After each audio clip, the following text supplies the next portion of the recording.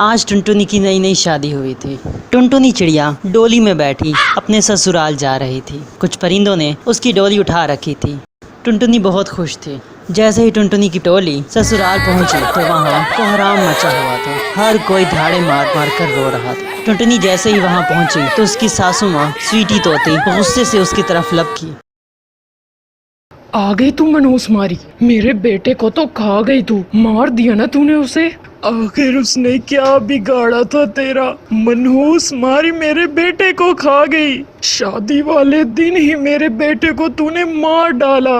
तेरे घर में पाँव रखते ही मेरे बेटे को करंट लग गया और वो मर गया। कितनी खुश थी मैं कि मेरे घर बहू आ रही है, पर मुझे क्या पता था कि बहू नहीं, ये तो डायन है, डायन।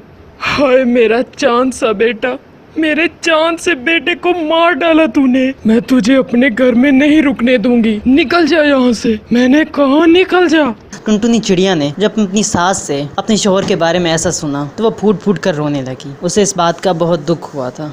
तो अपनी सासू माँ से रोते हुए कहने लगी, सासू माँ ये क्या कह रही हैं आप? ये नहीं हो सकता, मेरा तो घर ही उजड़ गया, अब मैं क्या करूँगी? तेरा घर नहीं उजड़ा, बल्कि तूने मेरा घर उजाड़ दिया है। तू भी मनहूस है और तेरे कदम भी मनहूस है। निकल जा यहाँ से, तेरी यहाँ कोई जगह नहीं है। इससे पहले कि मैं कोई गलत कदम उठाऊं, निकल जा यहाँ से।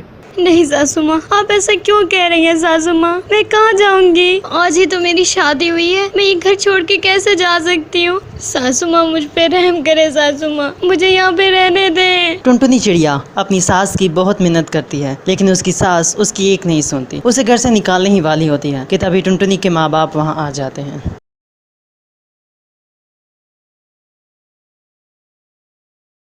वो टुनटुनी की सास से कहते हैं, अरे बहन जी, हमें बंटी की मौत का बहुत दुख हुआ है, लेकिन बहन जी आप तो जानती हैं कि इसमें मेरी बेटी टुनटुनी का तो कोई कसूर नहीं।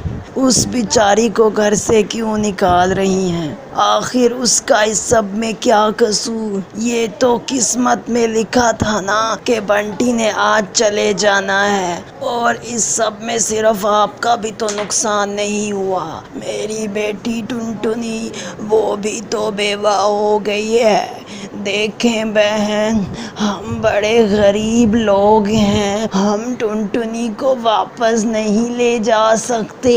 आपको तो पता है कि माशरा कितना ख़राब है, लोग क्या कहेंगे, तरह तरह की बातें बनाएंगे कि देखो टुनटुनी ने पहले दिन ही अपने शोहर को खा लिया और फिर मायके पे आके बैठ गई। देखें बहन जी, मैं आपसे हाथ जोड़कर दरख्वास्त करता हूँ कि आप टुनटुनी को अपने घर में रख लीजिए। नहीं भाई साहब, अब मैं इसे अपने घर में नहीं रख सकती। आप इसे अपने साथ ले जाइए। आप भले जो भी कहिए, मैं इसको अपनी बहू तस्लीम नहीं करूँगी और ये मेरे घर में नहीं रह सकती। आप ले जाइए इसे। अरे बहन जी, हम आपके आगे हाथ जोड़ते हैं बहन जी, हमारी बेटी को रख लीजिए, उसे ना निकालिए घर से।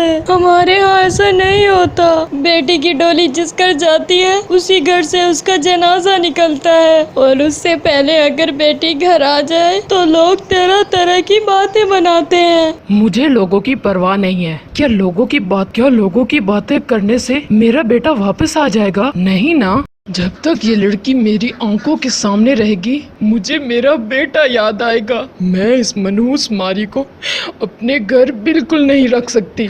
नहीं बहन जी, आप इसे रख लें बहन जी, ये आपके घर झाड़ू पोछा करती रहेगी, किसी कोने खुदरे में पड़ी रहेगी, आपकी खिदमत करेगी, लेकिन आप इसे घर से ना निकालें बहन जी, घर से ना निकालें। ये आपके सारे काम करेगी, उफ तक नहीं करेगी। करेगी ना टुनटुनी, करेगी ना? बोल बता, सासू माँ को करेगी ना? हाँ सासू माँ, मैं सारी जिंदगी आपकी गुलाम बनकर रहूंगी, मुझे अपने घर में रख ले सासू माँ। जब स्वीटी तोती ने ये सुना तो उसके जहन में एक ही ख्याल आया। वो दिल ही दिल में कहने लगी, अगर ये लोग चाहते हैं कि मैं इसे अपने घर में रखूं, मैं इसे चैन का सांस नहीं लेने दूंगी। जितनी तकलीफ इसने मुझे दी है, उतनी तकलीफ ये रोज सहेगी, रोज जिएगी और रोज मरेगी। पल पल मारूंगी मैं इसे। और फिर स्वीटी तोती ने टुनटुनी को अपने घर में रहने की इजाज़त दे दी। टुनटुनी के माँ बाप वहाँ चले गए। इसी तरह टुनटुनी बेचारी अपनी सासू माँ के साथ रहने लग गई। उसकी सासू माँ रोजाना उस पर जुल्म करती, उसे खड़ी खोटी सुनाती, हर वक्त उससे काम करवाती रहती और अगर काम में थोड़ी बहुत गलती हो जाए तो उसे बहुत मारती पीटती। एक दिन जब टुनटुनी चिड़िया खाना बनाकर स्वीटी तोती के सामने लाई तो स्वीटी तोती कहने लगी, अरे कमबख्त, ये भी कोई खाना है? सारा मेरे मुंह का जायका खराब कर दिया। मनहूस मारी, जब से हमारे घर में आई है हर चीज का बेड़ा गर्क कर रखा है तूने। जब जब मैं तेरी शक्ल देखती हूँ तो मुझे अपने मरे हुए बेटे की याद आती है। जा उठा के ले जाइए खाना, नहीं खाना मुझे। इस तरह स्वीटी तोती रोजाना टुनटुनी को खड़ी खोटी सुनाती और कभी कभार तो उस पर हाथ भी उठा लेती। टुनटुनी बेचारी कुछ नहीं कर सकती थी, वो अपने घर वापस भी नहीं जा सकती थी क्योंकि वो जानती थी कि उसके माँ बाप बहुत गरीब हैं। और दूसरा, अगर वो यूं ससुराल को छोड़कर मायके जाएगी तो जंगल वालों ने उसको बहुत बातें सुनानी थी।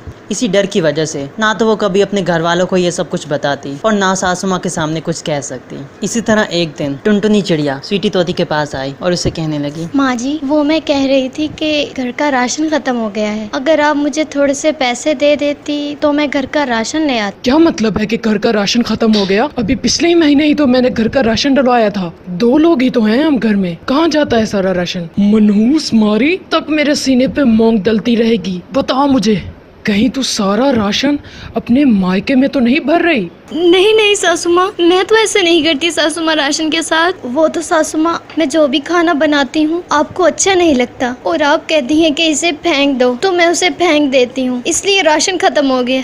अब तो मेरे साथ जबान लड़ाएगी? मैं खाती हूँ राशन? क्या कहा तूने? मैं खाती हूँ? मैं तेरा वो हश्र करूंगी कि जिंदगी भर याद रखेगी तू।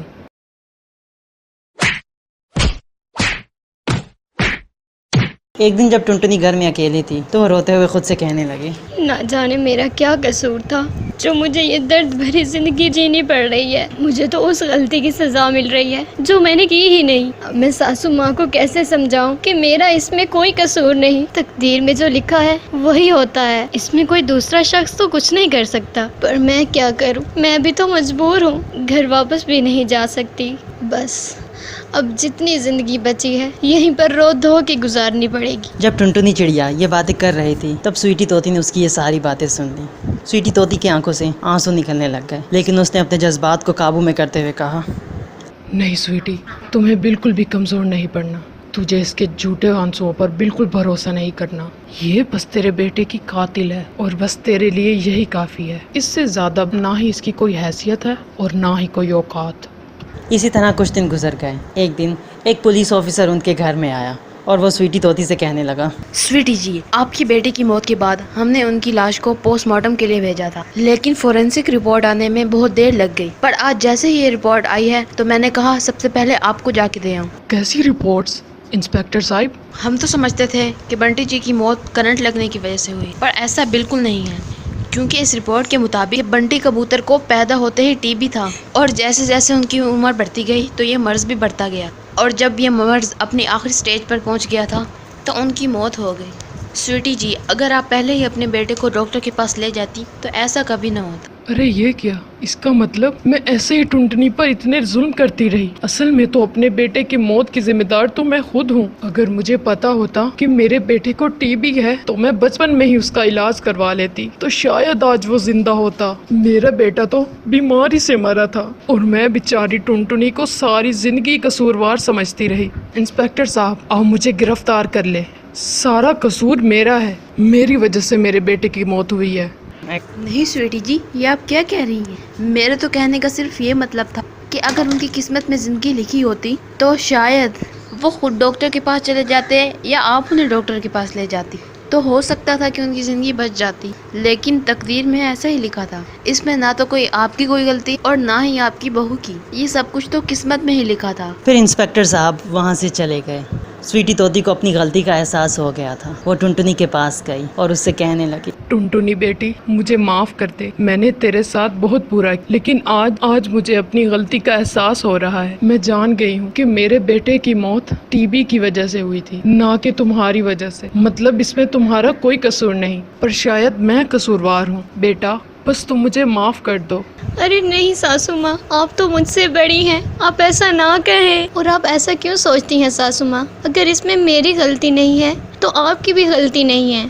ठीक है बेटा, अगर तूने मुझे माफ़ कर दिया तो आज से तू मेरी बेटी है।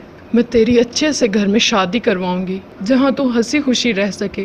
नहीं सासू माँ, मैं शादी नहीं करना चाहती। मैं तो बस आपके साथ हंसी खुशी ज़िंदगी बिताना चाहती हूँ। और इस तरह टुनटुनी और इसकी सासू माँ हंसी खुशी से अपनी ज़िंदगी गुजारने लग गए।